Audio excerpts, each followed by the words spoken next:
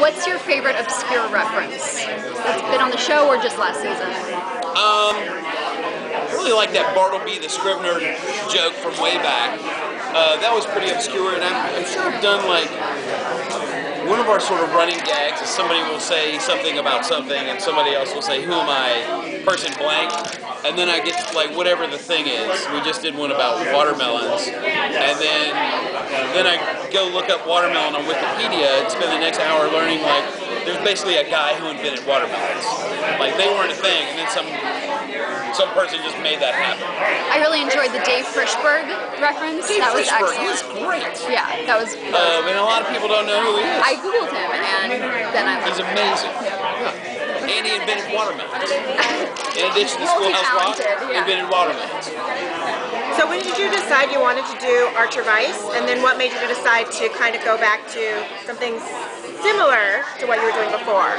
I think it was like it was a vacation, you know, and vacations end and you're ready to get back home and sleep in your own bed. So I think that was a lot of it. It's like let's go do something fun, but then you're tired of sleeping in hotels and you want to just go home. Hey! Can you talk about some of the guest stars you've gotten on the show, because they've been so great? We just recorded this past week. Allison Tolman from Fargo plays Pam's sister. They go home for Pam's sister's wedding, and she takes Archer as her date, and then things go horribly wrong. And Kristen Slater's coming back a lot this season, and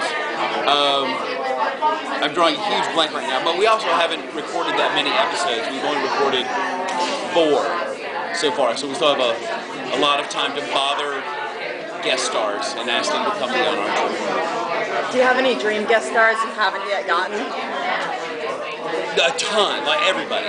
You know, I would love to have Zach Galifianakis on. It's like, that would be huge. So he's probably my like voiceover crush. What character would you have him play? I don't know yet. Maybe an insane version of himself. Yeah, I don't know. I haven't even thought about what that character would be because we probably won't get Zach. But I would love that.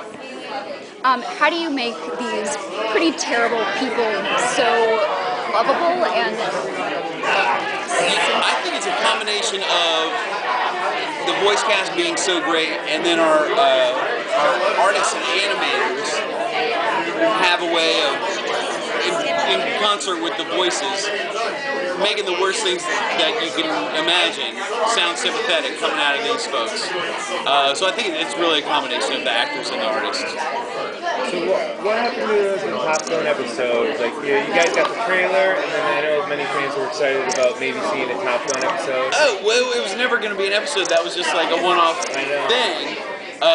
But we should have made an episode because we had done all the drawings, and then we could have just padded that out.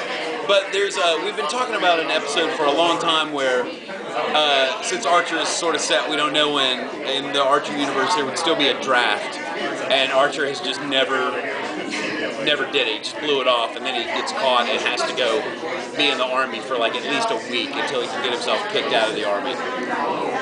But they probably wouldn't let him fly a jet.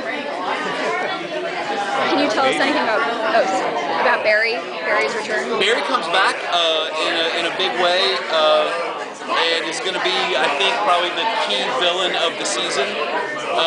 But things pretty quickly go really badly also for Barry physically.